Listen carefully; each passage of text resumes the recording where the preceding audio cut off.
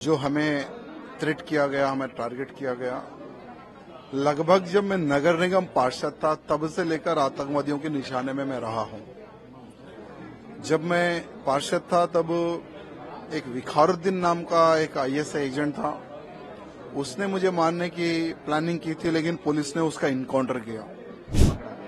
उसके साथ पूरी एक टीम पकड़ी गई जो लगातार देश के कई हिंदूवादी नेताओं की हत्या करने की साजिश रच रही थी। उसमें आपका भी एक नाम सामने आया। जी, क्या कहेंगे आप? देखिए, ये पहली बार नहीं है जो हमें थ्रेट किया गया, हमें टारगेट किया गया। लगभग जब मैं नगर निगम पार्षद था तब से लेकर आतंकवादियों के निशाने में मैं रहा हूं। जब मैं पार्षद था तब एक विखारुद्दीन नाम का एक आईएसआई एजेंट था, उसने मुझे मारने की प्लानिंग की थी, लेकिन पुलिस ने उसका इनकाउंटर किया। उसके बाद में भी ओबेदुर रहमान नाम का एक व्यक्ति था जिसको कर्नाटक पुलिस ने आकर अरेस्ट किया, उसके भी हिट लिस्ट में हम लोग थे।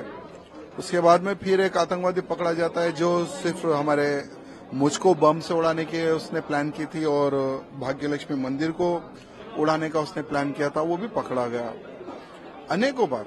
और अभी हाल ही में आपके सूरत में एक 27 साल का एक मौलवी पकड़ा जाता है जो कि बच्चों को ट्रेन कर रहा है, पढ़ा रहा है। वो पाकिस्तान से लिंक लगाता है और लगभग 4 लोगों को मारने की प्लानिंग करता है। लेकिन मैं सूरत की सरकार को और पुलिस को धन्यवाद प्रकट करता हूं जिन्होंने उन सभी लोगों को पकड़ा है, आइडेंटिफाई किया है और अभी भी शायद इन्वेस्टिगेशन चल रहा है।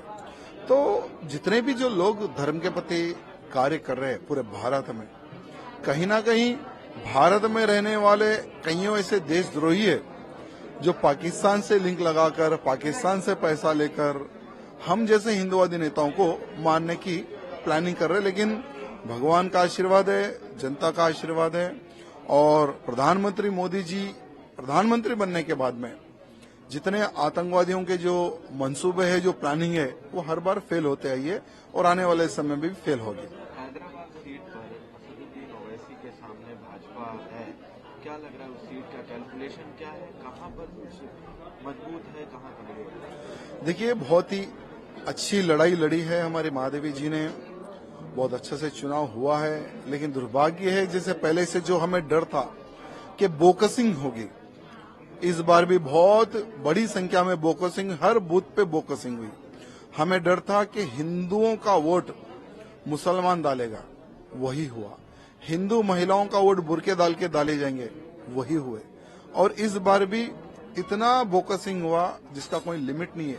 लोकल पुलिस असदुद्दीन ओवैसी के समर्थन में, क्योंकि असदुद्दीन ओवैसी और उसके भाई की एक नीति रही, एक रणनीति रही है, जिसकी तेलंगाना में सरकार बनती है उसके पैर पकड़ के उनसे सपोर्ट लेते हैं।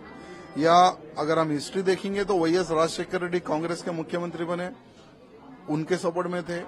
चंद्रबाबू नायडू की सरकार बनी टीडीपी की, उसके सपोर्ट में थे। फिर केसीआर की सरकार बनी, उसके सपोर्ट में। अभी रेवंत रेड्डी मुख्यमंत्री, कांग्रेस की गवर्नमेंट बनी, उनके सपोर्ट में। यानी ये लोग क्या, जिसकी सरकार बनती है उसका सपोर्ट लेकर जो जितने गलत काम है वो गलत काम करने का ये दोनों भाइयों का काम रहता है। तो इस बार भी आउटराइट पुलिस असदुद्दीन ओवैसी के कैडर को और असदुद्दीन ओवैसी को सपोर्ट किया गया। परिणाम किस तरह का? परिणाम तो ठीक नहीं लग रहे मुझे, और इस बार भी मैं समझता हूं कि हम लोग फेल होंगे, ऐसा लग रहा है मुझे। असदुद्दीन ओवैसी ने कुछ दिन पहले कहा था कि मैंने छोटे को रोक कर रखा है। देखिए, असदुद्दीन ओवैसी का मैंने भाषण सुना था कि एक पब्लिक मीटिंग में चुनाव के समय पर वो कहता है कि हमने छोटे को रोक के रखा है, अगर हम छोड़ देंगे तो पता नहीं वो क्या करेगा। तो मैं असदुद्दीन ओवैसी को पहले भी कहा था और आज भी कह रहा हूं कि भाई छोड़ के देखो एक बार, तुम में और हम में क्या ताकत है हम बता देंगे। तुम लोग पब्लिक में पब्लिक मीटिंग लगाकर कहते हो कि 15 मिनट का समय देंगे तो 100 करोड़ हिंदुओं को हमारी ताकत क्या है हम बता देंगे। इस प्रकार का भाषण देने वाले को हम कहेंगे कि भाई 15 मिनट छोड़ो, 5 मिनट का समय निकाल के आ जाओ, ग्राउंड तुम लोग बुक करो नहीं तो हम करेंगे, सिक्योरिटी तुम छोड़ो हम भी छोड़ेंगे, तुम दोनों भाई आ जाओ। तुम दोनों भाइयों को अगर हम 72 हुरों से नहीं मिला दे तो हमारा नाम बदल देना। पब्लिक में पुकारना, पब्लिक में भोंकना, वो मर्दानगी नहीं होती। मैदान में आकर आमने सामने की लड़ाई लड़ना, उसी को ही मर्दानगी कहते हैं। और हर बार चुनाव में भड़काऊ भाषण देना, हिंदू मुसलमान करना, मोदी जी का चेहरा, योगी जी का चेहरा बताकर मुसलमानों को डराकर वोट प्राप्त करना, यही इन दोनों भाइयों की नीति रही है। आपने कहा है कि योगी जी का जो शासन है वो उस प्रदेश में हैदराबाद में आना चाहिए, क्या वजह है कि योगी जी को वहाँ आना चाहिए? देखिए, आज उत्तर प्रदेश में गुंडों का, आतंकवादी सोच रखने वालों का क्या हाल हुआ, ये सारी दुनिया जानती है। और योगी जी वाला ही पैटर्न मैं समझता हूं कि तेलंगाना में जिस दिन भी भारतीय जनता पार्टी की सरकार बनेगी तो योगी जी वाला ही पैटर्न तेलंगाना में चलेगा, क्योंकि तेलंगाना में लव जिहादी हो, लैंड जिहादी हो, धर्मांतरण हो और हिंदुओं पर अत्याचार करने वालों की फौज हो, तेलंगाना में बहुत है। तो योगी जी वाला पैटर्न ही तेलंगाना में इम्प्लीमेंट होगा। और जितने लोग जो आज लव जिहाद के नाम पर हिंदू बहन बेटियों को जो फंसा रहे हैं, उनको जो अंजाम जो उत्तर प्रदेश में हो रहा है, उससे भयंकर अंजाम तेलंगाना में होगा। तो इंडिया गठबंधन एक बार बीजेपी के सामने है, तो इंडिया गठबंधन और भाजपा दोनों की लड़ाई क्या लग रहा है? दिल्ली आज छठवें चरण का चुनाव में चल रहा है। देखिए, अभी दिल्ली में भी अभी पोलिंग चल रही है आज, और दिल्ली में भी बहुत अच्छा रिस्पांस आ रहा है। बीजेपी के समर्थन में ही वोट गिर रहे हैं। और आप देखेंगे कि 4 जून के दिन जब काउंटिंग होगी, मोदी जी को कभी भी पब्लिक ने कभी, मोदी जी हमेशा आह्वान करते थे पब्लिक से, तो कभी पब्लिक ने मोदी जी को निराश नहीं किया। मोदी जी का नारा था 400 बार, और 100% तीसरी बार भी प्रधानमंत्री मोदी जी ही बनेंगे, कोई ताकत भी नहीं रोक सकेगी। और रहा ये इंडी गठबंधन आज एक बहुत बड़ा करप्शन गठबंधन है और जनता जानती है। और ऐसे इंडी गठबंधन के किसी नेता को लोग जिताना पसंद नहीं करेंगे, क्योंकि लोग भारत देश की सुरक्षा चाहते हैं, हिंदू अपने आप की सुरक्षा चाहता है। आज किसी ने नहीं सोचा था कि बनते हुए राम मंदिर के हम दर्शन कर सकेंगे। राम मंदिर बन रहा है, लोगों में विश्वास बढ़ा है कि मथुरा भी बनेगी और काशी भी बनेगी।